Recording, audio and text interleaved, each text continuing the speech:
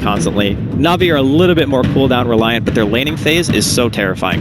Because that Furion can just be anywhere at any given point. And if you get caught out by a disruption and you're out of position, or if you get caught out by a Fortune's End and you're out of position, then you can be in a lot of trouble.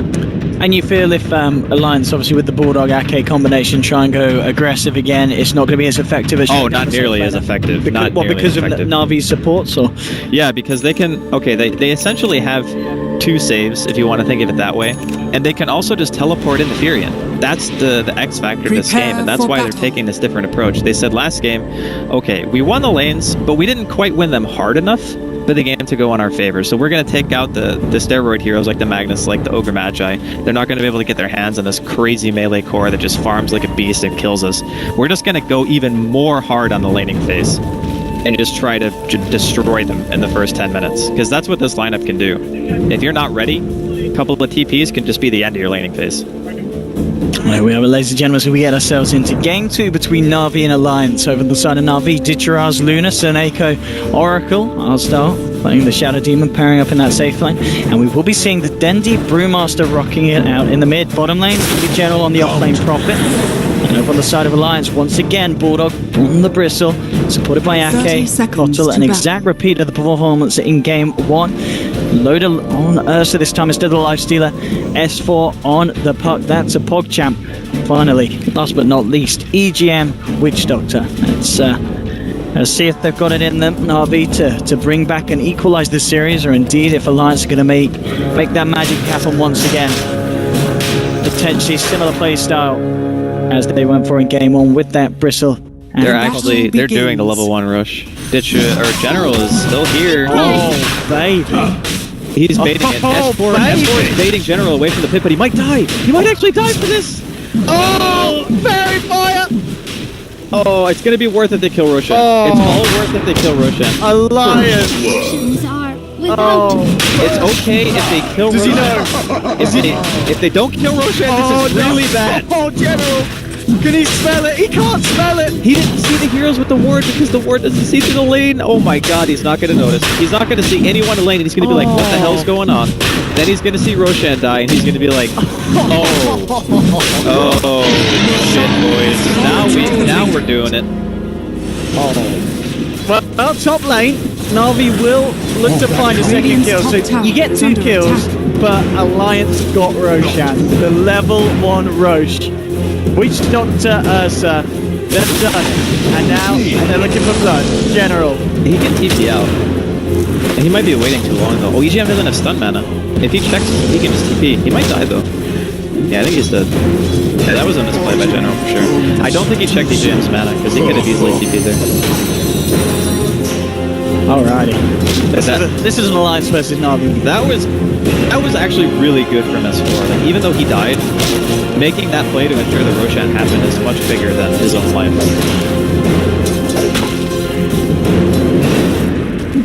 Alright. What a way to kick this one off. Yeah, I guess the other thing too is he only used the Fairy Fire, so he still has his Self. Doesn't necessarily have to worry about losing too much regen for that trade. I guess the other thing too that the Admiral Bulldog Ake combo can do in this situation is they can just go jungle. Because obviously having a Trilane against you in a Furion, you don't really feel super safe going to lane, and for obvious reasons. This is Suneko. Come down looking for the 2-minute rune. I'll make sure he's not going to be able to grab that one as Bulldog takes the bounty. Bottom lane and Invis is there sitting. You'll see S4, 6 for 1 against the 8 for 4 of Dendi. Dendi with the slight edge at the moment. It comes up to refuel the puck. And bottom lane, Loader getting a lot of space now. General has backed up. Loader 12 for 3. Girard 13 for 2. As both safe laners getting the farm they need as the relative off lane pairing is unable to slow down the farm. I mean, comparatively, it's not like the Furion's getting a lot more, because the Bristleback can go to the jungle, get chakra spams, stack creeps and whatnot, and you will be able to recover. It's actually a very interesting combo. I've seen it a little bit, but not enough to understand fully like how much you can get if you're just jungling, but we have seen it in the past, like teams just completely abandoning the offlane and saying, all right, we're gonna go to jungle until our lane gets pushed in. It's a very common offlane thing, and bottom lane. The loader coming in, General being swiped to pieces, Alliance ripping the Nature's Prophet to shreds. Brutalized, actually. And this lane, it's going pretty well to say the least for the side of Alliance. It might be time for General to contemplate going to the woods. There's Saneko. Okay, he's gonna back off. He actually has Aegis. I thought he would keep going on that. Suppose he didn't have the help of his support witch doctor, so I'm just thinking better of it. Oh, he pulled, that's why. He didn't want to go without creeps. That makes sense. Back on the mid lane, Dendy still with the lead, 16 for 7, 12 for 1. That's for slightly behind. Of course, Dichira getting the free lane of his life. Bulldog has headed back. She's just going to stack up this side camp. Doesn't want to risk going into lane against Navi's tools. Top lane, anything good for Dendy? It's just going to be the bounty. Oh no, sorry, no, the bounty was one. Yeah, he got a regen. Yeah. That's actually the dream. That is the dream. I mean, there's no way that Puck really forces Brewmaster out of lane anyway, and you can see that he has the advantage in CS just because of having Drunken Haze. It's a very strong laning ability. Looks like Loda's just going to use the Aegis now at this point. Going to be moving on to EGM. Loda going to be back up with full health and full mana as a strategical Aegis slot, but he's been outtorn. Tango. He can't get himself out and he finds himself through the tree line, looking to chase down General. One more touch will do it. He'll just pound the ground, and the shocks from the floor send shivers into the spine of General and snap it to pieces. Yeah, that was a really nice play from EGM. He knows the Sprout's coming, just immediately walks over, opens the trees up for Loda there, and they just continue on. And it's good too, because if they weren't crushing this safe lane, I would be relatively concerned. You know, mid still losing a bit, maybe not by a wide enough margin to feel too concerned about it. Oh yeah, there he's coming, S4. S4's full to get himself away though, so the rotation from General unsuccessful. Won't be able to find any action with that. He's been feeling a bit out of sorts this series, it seems. Like last game, I suppose he didn't play too bad, but this time around he's given away a lot of kills, even in situations where he could have very easily lived. I don't know if it's just like TI nerves getting to him, but he does not seem to be playing quite the same as I'm used to seeing. And that TP, like, the only way you kill Puck that way is if he already cast Orb. And he had Orb off cooldown, so I'm not really sure what he's been doing this game, but hopefully he can kind of recover from this bit of a jittery start. One lane, EGM. Is he going to find the bounces? He will. With defensive disruption, but Loda quick to take down Artstyle. Another kill for the Ursa. 4 kills before the 6-minute mark. It's an incredible start for this Loda Ursa, and I mean, net worth-wise, yeah, indeed. We can see already. He's a clear 1k ahead of Dichira's Luna because of the Roshan and because of the kills he's been involved in. Dendy is going to come around. Dire's bottom tower He does have split available on his own. Are fortified. Questionable really of how much he can actually get done here. He does need backup. And maybe just coming down to try and slow down Loda's momentum. But let's just be a little bit awkward from Dendy. Well, he wanders down and we'll quickly wander back. Nothing achieved with this movement. I think the grouping up from Navi is what's going to be really important for this game. Like, once the Luna has the Eclipse going, has the 4 points into Lucent Beam, and you start to see Lunar Blessing get maxed out, that's when the 5-man Death Ball is going to come. And hopefully it's fast enough, because against a Keeper of the Light and just the overall spam they have, okay, see you later. Art style just blasted. I mean, this bottom lane has been nothing less than a disaster for Navi. They need to stop coming down here, because every time they do, it's just death. Every single time. But yeah, I'm waiting to see the 5-man potential with Navi. The problem is their lanes are actually not going that well outside of top now. Like, because of the fact that, you know, Dendy's been walking around a little bit. He's only halfway to Blink Dagger at 7 minutes. S4 has actually started to pull ahead after giving away the first blood. The Roshan out. It's not looking so hot right now for Navi. I guess we'll have to wait and see when their 5-man comes if they're going to be effective or not. Yeah, Dichira's obviously one of the saving graces that they've been looking to. The fact that he is 55 for 14, he's had no issues on this top lane. And we'll see how much a farmed Luna can achieve against the Knights of Cloud in this game. Alliance to get more going into their pockets as they'll take the tier 1 from Navi. See Navi unable to react to this one. I'll just look to put some pressure on the top lane as Ditchara moves in with the help of Artstar, getting those illusions out. Nice with the tower advantage and maybe even with a movement up top if S4 gets a good room. That's just going to be the bounty. Bottom lane, Dendi gets himself another regen. He's going to move across. Has been scanned out here, so they know that Dendi's around. And Dendi again. Hey, he likes to do this walk. Up the stairs, down the stairs. A little bit of a workout for the big boy. Well, the first time, if it doesn't work, there's pretty obvious that it's either a ward or it got pinged out. So I suppose maybe he's just double checking to see if it was a ward. But yeah, he's not going to find anything. Still have yet to use split. I think it's fine if he just continues to farm until he has blink. Yep. Because you just want to make sure that your first split accomplishes something. And if you have to delay that split by a couple of minutes to make sure your initiation is on point, then I think that's still fine. And truth be told, we're not going to know if Navi are going to have a good shot in this game until we see that first real team fight break out. Because it can all be flipped on its head very quickly when you have things like Eclipse and Primal Split at your disposal. Mid lane. A little bit of a wraparound from Ake.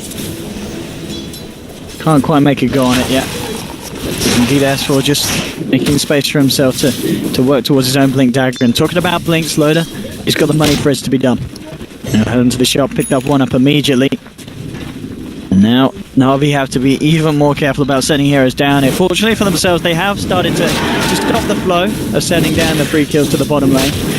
As their general, of course, continues to farm up in there, the safety of the jungle. This bottom lane is a little bit of a nightmare. Artstyle, oh, he's been brave enough to reveal himself. We'll see if Loader's tempted to go ham.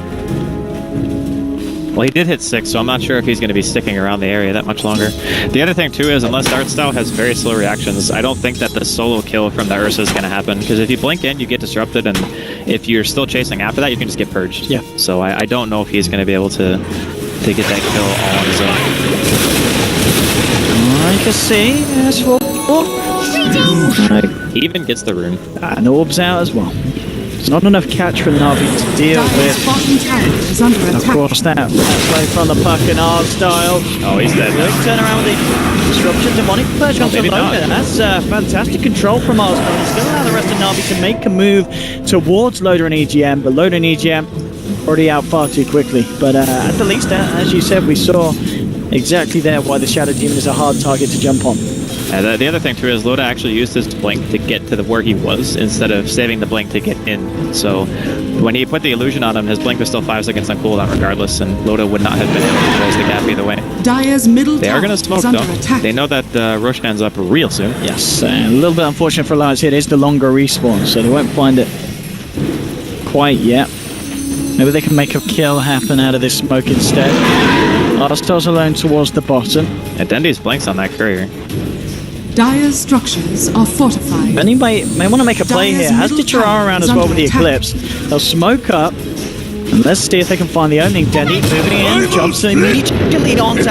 Okay, it's going to be a split for a Kotal kill. Can they actually get themselves anything else out of this? S4 already moving out to the north.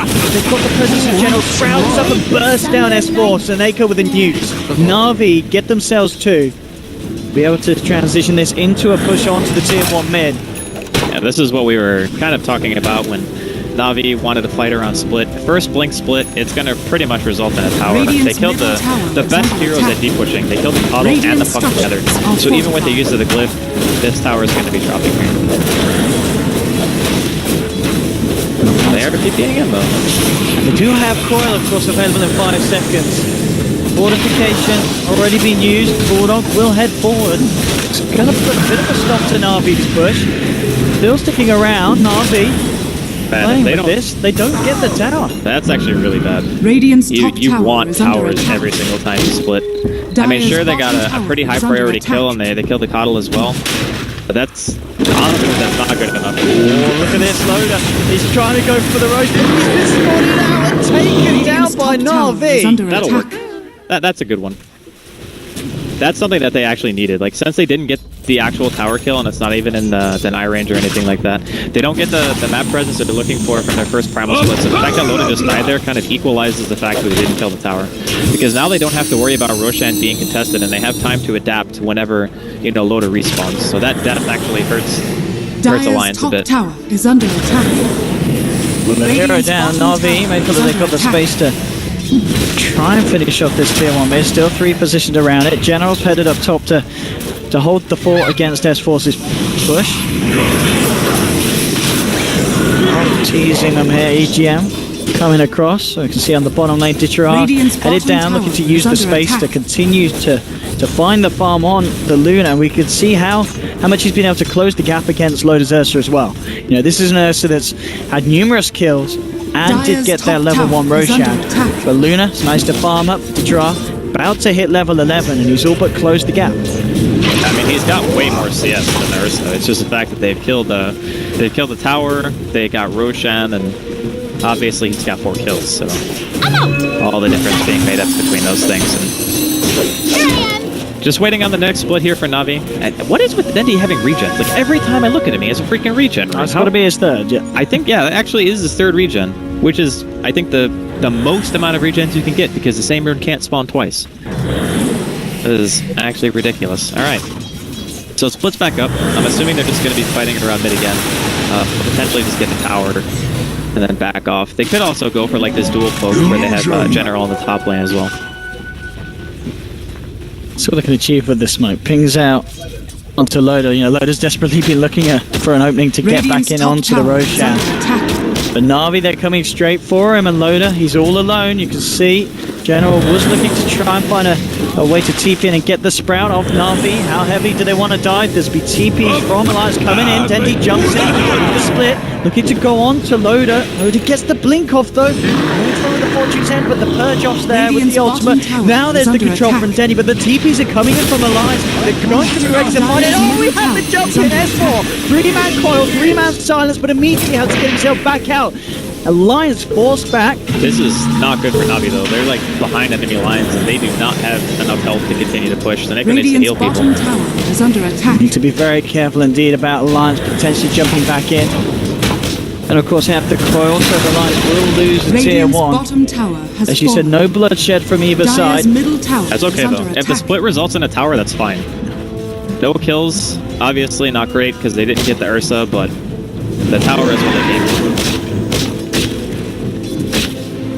But nice reactions from Alliance, and understandable as well with the aggression that Navi were applying. There was a lot of time for Alliance to head down there, and just things, of course, just like S4, hitting the 3-man coil and silence, just stopping Navi from being able to do anything else there. Yeah, in that fight. You know, we're talking a lot about this push and everything from Navi, but if you look at Bulldog, like he's got a Crimson Guard pretty much, or he has a mech soon if he wants to go mech instead. I think either item is going to be very impactful for the fights because a lot of the damage that Navi deal right now is pretty much just right clicks. Like Furion with the trees, Luna giving the Lunar Blessing, and then Illusions from the Shadow Demon. Brewmaster does a fair amount of right click as well. Once he has the item complete and he just starts being this beefy frontline hero, looks like he will be going to mech by the way, instead of the Crimson. Things are going to get kind of tough because I don't think they're going to be able to kill him, like ever. And especially when you add into that the fact that you look towards Ake, we are 16 minutes and he has a point booster and an Ogre Club. It is going to be that quick axe timing again. So you add that into the mix and suddenly these pushes are going to get so hard for Navi. I see them having a very hard time breaking high ground. Like, maybe not even just high ground, maybe even tier 2s, you know what I mean? Just because of how much Alliance are actually getting out of the map. Because if you look at the CS chart, it's like last hits is 4 out of 6 of the top ones are all on the side of Alliance, and they're all hitting a lot of creeps. So I'm a little bit concerned for Navi. You know, they're looking to play this fast-paced 5-man. Immediately, Shadow Demon disrupts himself. Backing on Marscal will be taken down by the Illuminate Blast.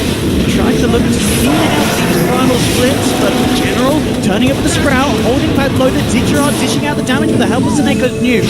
To find the kill onto Ursa. S4 hitting a 2-man silence. Coming in with the ward, EGM coming to Dennis, just not quite enough damage. Bulldog focusing onto Ditcherard, the false promise keeping him alive. Loda's brought back, but this one comes in. Swats away Ditcherard, he's going to pop post-false promise. And Alliance looking for more. Denny is going to attempt for the TP out. Can they kill him in time? They can't. He will escape. Lions hitting back up, but they do, of course, expend the buyback on Loader. But this can be absolutely worth it because now he's got the space to move into Roche. And Navi, can they stop this? I mean, the Shadow Poison might actually be enough. That's a level 4 Shadow Poison. If you get like 5 or 6 stacked, you can just die. Loda needs to be, he can't continue to get stacked like this. He's gonna die. I think this poison is going to be enough to stop them. Yeah, the rest of Navi's already alive. Artstyle holding the line here at Roshan. Absolutely. Making the buyback from the Ursa not quite as useful as they wanted it to be. They didn't get the Dendi kill, and they don't get the rush.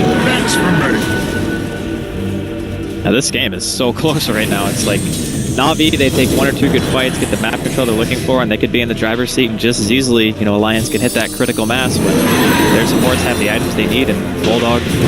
Alliance really want to do something here with this buyback from Loader. They'll look to R-Star, but again, he buys himself time.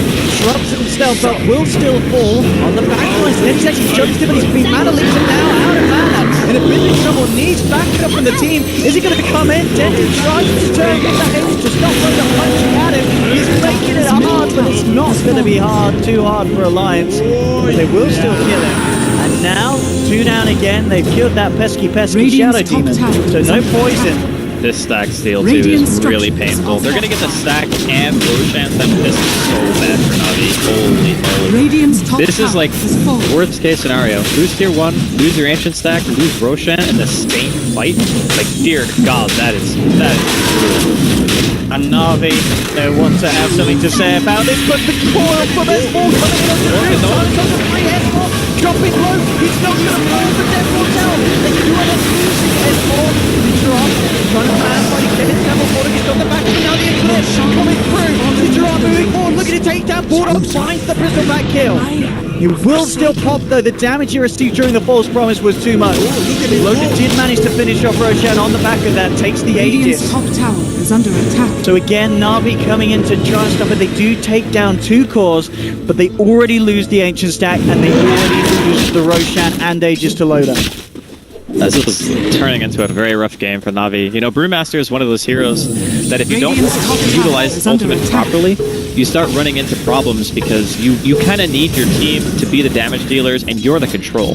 That's what Brewmaster offers. Like, we saw that fight when they were inside of Alliance's woods and he kept throwing up Bulldog with Cyclones to make sure that the hero with a lot of network was just eliminated from the fight, and that's fine. Like, that's what you want to do as Brewmaster. But the problem is, at some point, if you keep losing these fights, and Alliance are able to just get these objectives back to back and just get more items and more items. Like, for crying out loud, Ake's gonna have Ags, and EGM has Glimmer and an Ogre Club. Like, these supports are not squishy. They have way too many items. It's just, the pace of the game is not fast enough for Navi. They need to continue to do more, and they're just struggling to find the openings. Really on Alliance. Need to push up top. Tier 1 in their sights. Navi, they want a team fight. They're coming across. Eclipse, still on cooldown, of course, for 50 seconds. They have a primal split from Dandy. See what they can do. Dandy leading his way in. It's immediately onto Loader. Primal split, they're looking for the control. Bulldog on the front lines is incredibly handy. The Bulldog again, they're trying to take back another fight with Loader.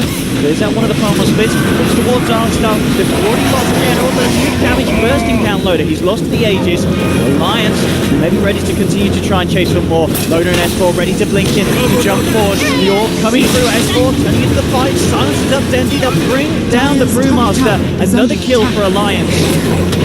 Navi never do anything more apart than take the Aegis out of the hands of Loader, but they don't care. Alliance, they're not being slowed down at all here. As they beat down upon the Oracle, Seneko to fall as well.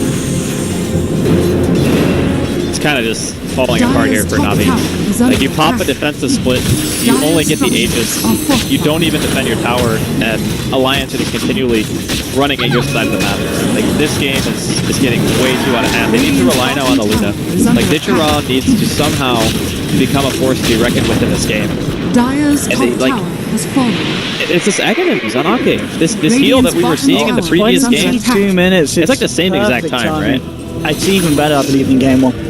I think it was like 22 minutes 46 he got it in game 1. Yeah, so it just... and even the Witch Doctor is back up to 1200 gold after these engagements. Invisibility! It's really hard for Navi to make their way back into this one. Their heroes just don't do well when they're playing from behind, Brewmaster especially. Like, Dendy's been doing what he can, but the hero is limited, right? Like, he can only disable a little bit, he can throw somebody up in the air, and then hope that the rest of the team can get all the damage out onto one person. And that's really the thing that they've been struggling with, is trying to get that burst in. Because what, the squishiest hero on Alliance is Puck, but the problem is Puck is really hard to kill anyway. And they don't have lockdown. But what, they've got the Orchid on Jen. Yeah, but there's a Yules now on S4, so it doesn't even matter if they Orchid. I mean, the Orchid almost got S4 killed when they were fighting near the Roshan pit, but other than that, it hasn't really been super effective. And I mean, it's kind of the item you have to buy because you know that you need something that's going to give you kill potential and give you some kind of presence on the map. But the fact of the matter is, Alliance, their draft is just so strong at this point, and just the fact that they've gotten everything they wanted. They have Ursa, so they got Rouge. They got the tier 1 towers down. They're fighting around split and still winning the engagements. They're just rolling right now. Tons of momentum. So we saw last fight, Navi did not have the Eclipse at the ready. This time they do. And they are making a very aggressive movement round onto the map. It's going to be potentially a smoke on smoke action if Alliance looking for a strike. Jackson immediately on ETM. The Glimmer Cape's there. Brought up the BKB. And immediately they start to try and clean out the line. What's trying to get himself in. We disrupted them defensively by our startup. Moving on the sidelines. They caught out General. General will be the first to fall in this fight. Bulldogs chucked up in the air by Dendy, but Alliance, they're just not dying. Loader jumping forward, looking for his next target. Seneko trying to hold back ETM. The sustain from Alliance is too much. Ditcheron now comes in with the Eclipse, but it's just not killing anyone. Apple Bullock takes a full of mats to the face. Finally will fall. Navi do take a big kill. See if anyone else is going to go down though. Alliance still playing around with it. Loader's going to be ready to jump in. He's moving in. Healed up by the Illuminate. Already S4 hitting the 2-man silence. There's Loader to follow through. Trying to take down Ditcheron. So with the defensive disruption by some time. There's the front promise as well. Ditcheron may be able to turn and try and fight against Loader. Loader punching in. Can they bring down the bear? They can. They do get the loading kill. They've taken down 3. But S4 still alive. Playing around with the remainders of Navi and cleaning up for themselves. Got General with the Orchid. It's a big kill if they can get in the Shadow Blade. Hit does it. Navi are able to take a favorable trade, but only just. I mean, that was a big fight for them. They absolutely needed that fight. Radiant's top tower It's a little bit is under strange to me attack. that S4 decided to re-engage after the Bristleback was dead, right?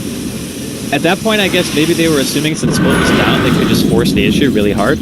But that was a really nice thing for Navi. The False Promise buying so much time, just allowing this right-click damage to come out with the Lunar. But yeah, that's what I mean. Like, his Eclipse, he got 4 Lucent Beams off during the engagement. His Glaives are just bouncing everywhere because everyone's just stacked on top of this Luna trying to hit him. And now top, they're going to lose another. Absolutely, Ake in a whole world of pain. A TP will be coming through. I'm sure it'll be cancelled unless EGM wants to try and do something magical. And he does. He's turned up. Dendy in the side, TPing out. EGM not going to be able to get there in time for a cancel. That fight from Navi is a breath of life that they desperately really. needed. Let's have a look at the swing. Indeed, it's going to be coming into play, and I imagine. I mean, that's Hagenim's hard style pretty much. He's got the gold now. Now they can just break the Bristleback, which is huge. That means that Bulldog is going to be a lot less tanky in these fights. As a frontline hero, he can just get destroyed. Being able to chain captain on something like an Ursa is also extremely useful. Even with BKB, you can still get kited out very hard. I mean, Navi for a while there, it was looking kind of sketchy, but I mean, we're seeing exactly what we were saying in the drafts, just how well Artstyle and Snake are able to allow Ditcheron to do the damage, as you said. It is that combination, that support backup that the Luna needs, being there for him in these fights, is allowing Navi to hit back hard, even though they are relatively behind.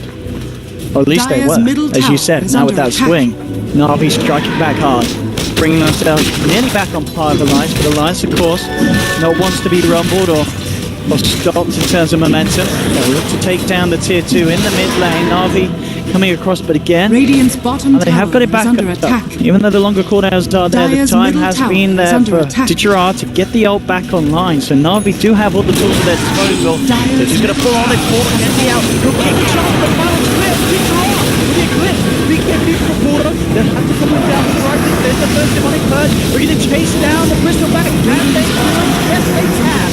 Porter up to 4, moving in for more, standing up in the air. Okay, let's see if they can finish off the Coddle as well as Dendy focuses to Coddle, Luna comes in, oh the blast! Okay, the Luna rips Dendy to shreds, Luna pummels into General, they'll jump in, they're looking for the team wipe alliance and they're going to find it, Ditchera left alone, triple kill from Loda. That blast, oh my god, it just did so much to Navi and healed Alliance, like back up to full health. That item is actually just destroying these games. Like in the first one, 11 the Siege, that time Ake turned to fight around with a perfect Illuminate placement. I mean, that just showcases why we were talking about how Alliance are so far ahead, because in the proper situation, when they get their abilities off in the right fashion, you know, S4 killed the backline, he took down Seneko, and I think he also killed Artstyle as well. And then after that point, the supports are already caught off by the puck, and then you just have these really tanky supports, and the Ursa just punching you in the face with that Illuminate. There's just not really much you can do about it. This is that point as well. Navi, there will be back up. Split. No flips either. And here we have the repeat of game 1 where Andy just sits at the back healing up the team. It is nighttime. Andy comes forward, an immediate reaction with the coil from S4. There's the back up of Seneko and Arsdale keeping Dendy alive. The Lions are able to jump in for more, but they get the job done, take the melee racks away from Navi. And they'll just back off and look to rinse and repeat in a future lane. Navi will just have to gather themselves together, wait for those big cooldowns, and then maybe they can try at another attempt. One of the things that they're going to be looking for as well is, of course, Bulldog's BKB to have that duration go down. It's still at 8 seconds, but we're seeing at the moment if they blow a lot on it. Whoa, the sentry ward is there. And he's been caught out. Alliance take the Nature's Prophet. Beautiful play. I think that was S4 in fact with Ascension. No, someone dropped it down. Probably yeah, they had one probably. Yeah. It was Ake. It was anyway, Ake. his inventory was full. Yeah, has to be Ake. I mean, Ake. But this during this time, you know, General's creating some space. This is good. Yeah, they need this. There's no way that Ditchera can live through the fights if the back line is getting bursted so heavily. They really can't afford for Loda to get the Aegis in the fight. Because 2 lives for that Percy was pretty scary. Sheep's Guard's been finished by S4. He's continued to farm very well this game, as we can see, remaining himself 3rd on the net worth. I like the Sheepa's choice as well from S4. I think it fits the game perfectly. Oh, big items all round as well for Alliance. Greaves on Bristleback, Aghanims on EGM. That's going to help him so much. So when he gets low on health, he's going to get that 15 bonus armor from the aura boost on the Guardian Greaves. And then the break mechanic isn't really going to... It's still going to hurt him, but it's not going to just be like a death sentence necessarily. And he might have to use like a 2nd or maybe even 3rd Demonic Purge on cooldown to make sure that he gets those kills now on the Shadow Demon. But... yeah, Navi still have a little bit of work to do. It's not that they're necessarily getting out-farmed or anything, because they do have a Furion and a Luna. Those heroes are great at just continually hitting creeps. It's more just that Alliance have kind of hit their stride, and, you know, barring that one team fight where Navi managed to pull it out and S4 re-engaging, maybe a little bit too aggressively, it's kind of just been the Alliance show here in game number 2. But, you know, there's still a little bit of fight left here in Navi. And certainly more so it seems than in game 1. And obviously at this point, 30 minutes in, the first game was only 27 minutes young, as Alliance were able to close it up. This time certainly it's proving to be a little bit more of a test for them, as Navi have upped their game. Boost still needs to continue to do so even more. We've certainly got a little bit of a swing round, but Alliance quick to recover and maintain the lead that they've had since the beginning. I mean, the big question for me is there an item that Dendy can get, or that Ditchera can get, that's going to really change the face of the game? Because BKB it's not bad, but it doesn't really do anything against Ursa. And you have this illusion-based Thieves lineup to where I feel like stuff like Scotty is super strong. So I'm really curious to see what Ditchera decides is the solution for this particular situation. Dire's top tower Zips up S4, poking and prodding at the base of Navi. Deno comes in, gets the ulti. A bit of yours, but still. And he's fine. Blink out. Nothing for Navi to do about that one with just the Nature's Prophet on the defense. But he's looking to potentially come up and join the cause up top. But side of Navi, 4 heroes positioned in mid. A look for the tier 2. Ake trying to do his best to slow the push with the blinding light.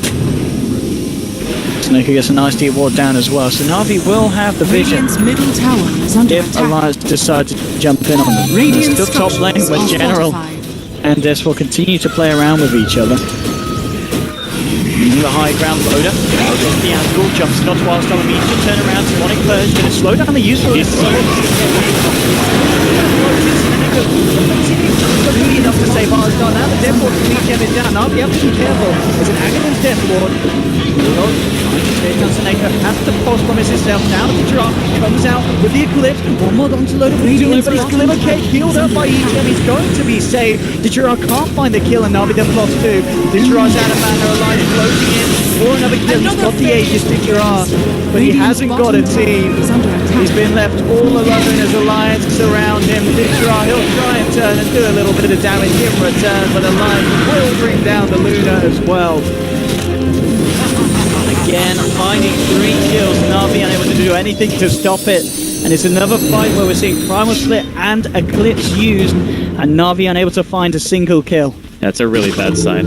Like, the Glimmer Capes and the BKBs are just doing too much. That's why we're emphasizing the importance of Navi. They needed to 5-man, and they needed to get kills and towers with their ultimates. That is the only goal of this team. You fight around Split, you fight around Eclipse, you get kills, you push buildings. That is what they do. And as soon as that fails, you don't have catch. You don't have, like, this initiation like a Bat Rider or a Beastmaster with a Blink or anything like that, so... Oh, and more in with the 3-man coil of silence. Some disruption from Arstar, but Bulldog with the BKB ready to chase down. Snake and Bolt follows in the Demon. Keeps him alive. EGM's Death Ward, none of them to take down General. Drop cancels the challenge, they lose some speed. Then standing still. Be careful, the mana leak to drop. That's the cheese, it's going to be fine. With the tier 3 certainly is, and Alliance will find it. Bulldog still hanging around. Like first from Arstar, looking to contain it, but Loader jumps in. Slides with Arstar to shreds. Uses the ult to remove the fake shielding disarm. Takes down Shadow Demon, and now towards Ditchera. Denny jumps back in, trying to slow down the advance from Alliance. With a blinding light back in, pulling Denny into the reaches of Alliance. He's going to fall, bites back immediately on the brew. Ditchera's going to go down. This is dive out for the Luna, and GDG is called. Alliance have done it again. 2-0 this series, simply outclassing Navi in both games. I really gotta say, you know, they obviously understand Navi very well going into the series, and these teams have played against each other a ridiculous amount of times, but Score's solutions for all the ways that Navi like to play just seem to be on point. I always felt like Navi's draft, it was something that's in their wheelhouse, like they're comfortable with it, but it was always so hard for them to win the game because of a specific set of reasons. Like in the first game, you had this Mag and a Lifestealer in power, and Navi were under the gun, right? Like they had to push, they had to fight, they had to dictate tempo. That's what they like to do. But it just still feels like they're falling short. And in the second game, it's the same story.